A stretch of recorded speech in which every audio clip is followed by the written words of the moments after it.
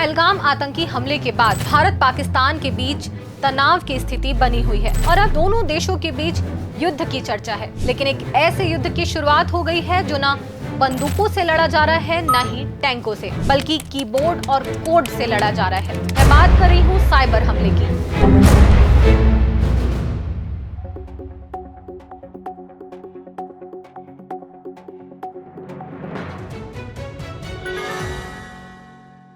नमस्कार, आप देख रहे हैं द लेंस और मैं हूं पूनम ऋतु सेन। भारत पाकिस्तान तनाव अब साइबर स्पेस जंग में बदल गया है। आखिर कैसे, इस वीडियो में आपको बताते हैं। 22 अप्रैल 2025 को जम्मू कश्मीर के पहलगाम में हमला हुआ और इसके एक दिन बाद यानी 23 अप्रैल से साइबर जंग की शुरुआत हो गई। महाराष्ट्र साइबर सेल की एक चौंकाने वाली रिपोर्ट सामने आई है। इकोस ऑफ पहलगाम के मुताबिक 23 अप्रैल से भारत पर अब तक 10 लाख से ज्यादा साइबर हमले हुए हैं। ये हमले भारत के डिजिटल सिक्योरिटी को कम करने की साजिश है और ये हमले कहां से हो रहे हैं? मुख्य रूप से पाकिस्तान से, लेकिन इसके अलावा इंडोनेशिया और मोरक्को से भी साइबर अटैक हुए हैं। इन हमलों के पीछे कौन है? टीम इनसेन पीके और APT 36, जिसे ट्रांसपेरेंट ट्राइब भी कहते हैं, ये पाकिस्तानी ग्रुप इस जंग में सबसे आगे है। आखिर ये क्या निशाना बना रहे हैं? भारतीय सेना की वेबसाइट से लेकर सरकारी पोर्टल्स तक 25 अप्रैल को पाकिस्तानी हैकर्स ने आर्मी कॉलेज ऑफ नर्सिंग की वेबसाइट को हैक किया और वहां पाकिस्तान के सेना प्रमुख असीम मुनीर के 2 राष्ट्र सिद्धांत को बढ़ावा देने वाला भड़काऊ संदेश छोड़ा।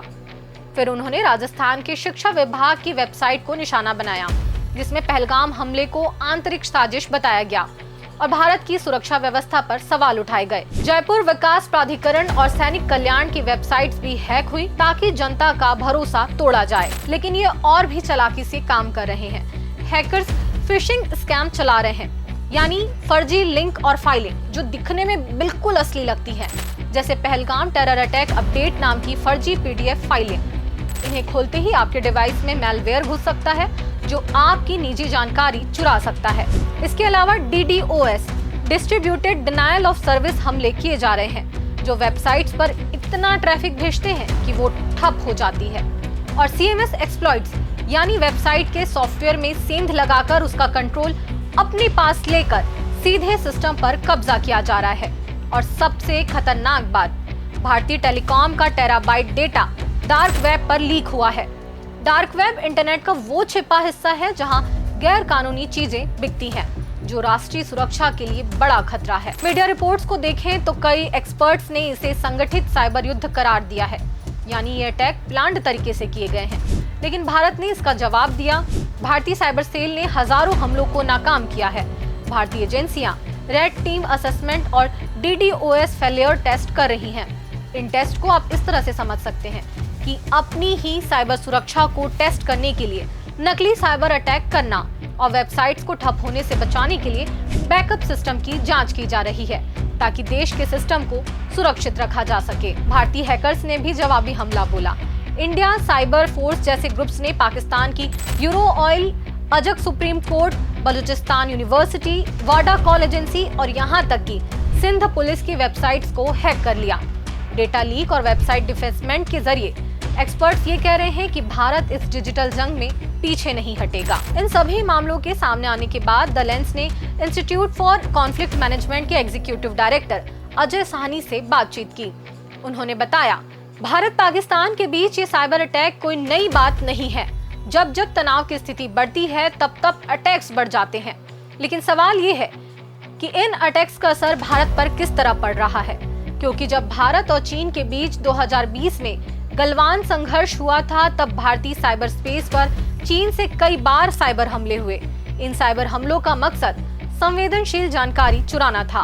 चीन ने लद्दाख में एक महत्वपूर्ण भारतीय ग्रिड पावर को निशाना बनाया था, जिससे लद्दाख में पावर आउटेज की समस्या हो गई थी। देखिए, साइबर विशेषज्ञों ने चेतावनी दी है कि इन हमलों का मकसद रेलवे, बैंकों और सरकारी पोर्टल्स जैसे महत्वपूर्ण नेटवर्क को नुकसान पहुंचाना है। दोनों देश आमने सामने हैं। वहीं अमेरिका, संयुक्त राष्ट्र, कतर और सऊदी अरब जैसे देशों ने तनाव कम करने की अपील की है, लेकिन स्थिति अभी भी तनावपूर्ण है। इसके अलावा साइबर लॉ एक्सपर्ट निधि सक्सेना से भी द लेंस ने फोन पर बातचीत की। पाकिस्तान के अलावा मोरक्को और इंडोनेशिया से साइबर हमले के बारे में जब उनसे पूछा गया तो उन्होंने कहा कि जियोग्राफिकल बाउंड्री में हम साइबर अटैक्स को नहीं देख सकते और इसकी पुष्टि इतनी जल्दी नहीं हो सकती कि इन हमलों के पीछे पाकिस्तान के अलावा कोई और देश के हैकर्स शामिल हैं। उन्होंने ये भी कहा कि 26/11 मुंबई अटैक और सीरियल ब्लास्ट के बाद भी इसी तरह साइबर अटैक्स बढ़ गए थे। भारत पाकिस्तान साइबर हमला हम सभी के लिए एक चेतावनी है। ये सिर्फ हैकिंग की बात नहीं, ये हमारी डिजिटल जिंदगी और राष्ट्रीय सुरक्षा को बचाने की लड़ाई है। भारत के साइबर योद्धा मजबूती से डटे हैं, लेकिन ये जंग अभी खत्म नहीं हुई। आप क्या सोचते हैं? क्या ये साइबर युद्ध इसी तरह और बढ़ेगा? अपनी राय कमेंट्स के जरिए बताएं। तो ये थी भारत पाकिस्तान साइबर युद्ध की पूरी कहानी।